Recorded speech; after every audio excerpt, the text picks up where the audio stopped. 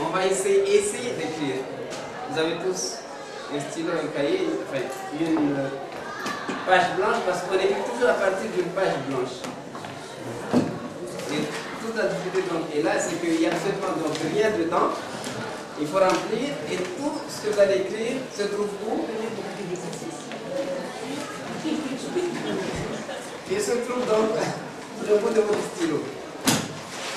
Et cette femme représente donc toutes les femmes du monde et elle ne peut pas supporter que les hommes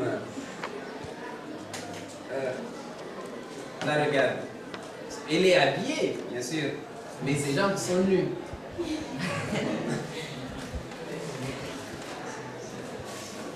Elle ne peut plus supporter ce regard sur sa peau. Aucune femme ne peut le supporter. Elle s'arrête et se retourne. Ses joues sont rouges. Du coup, les cheveux lui tombent sur les épaules, comme une crinière. Vous savez ce qu'est une crinière? Comme la crinière du cheval tombe sur le dos du cheval.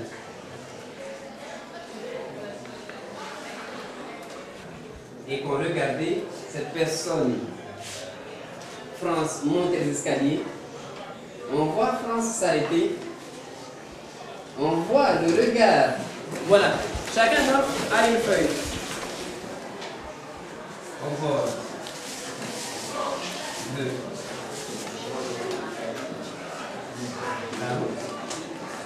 Jean.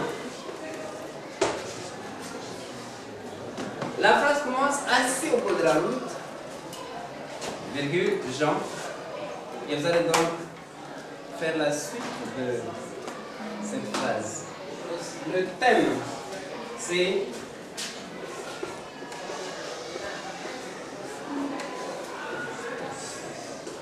la tristesse. Vous allez donc parler de Jean et décrire sa tristesse sans employer le mot tristesse et le mot triste. Vous écrivez 2 lignes. Uniquement. Pas plus. La moitié de la première ligne. Donc vous terminez votre ligne et puis vous allez vous en rajouter une autre. Donc en fait c'est une ligne et demie que je vous demande d'écrire. Vous n'avez pas le droit d'utiliser tristesse dans votre phrase. Ni le mot triste.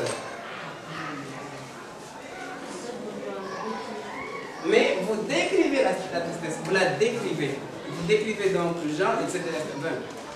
etc. Donc c'est à vous de savoir ce que vous voulez donc dire. Raconter son histoire, décrire, peu importe. Vous avez fini votre phrase, vous fermez votre phrase. Il ne faut surtout pas que votre voisin voit.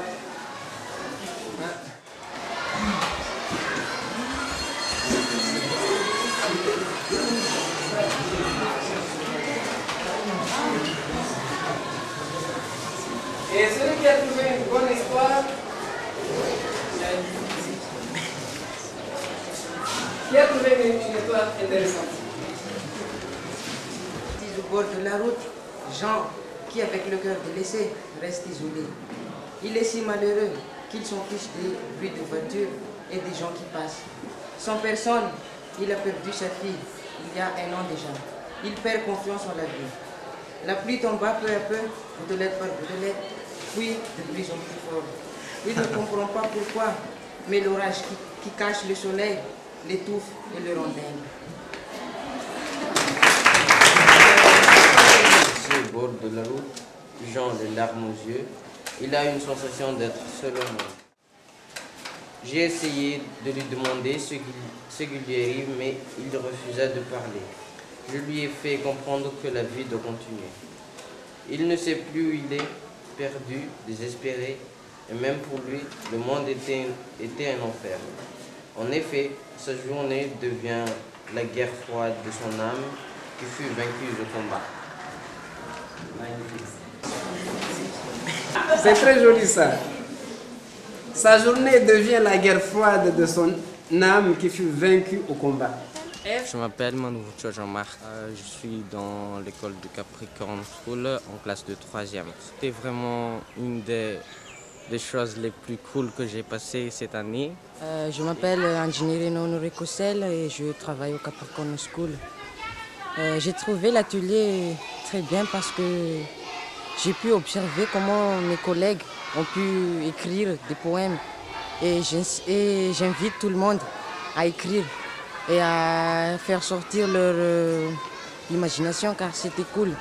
Bonjour, je m'appelle Titoué Tudsolo Ernestine, je suis en 3e B et je travaille au Capricorn School.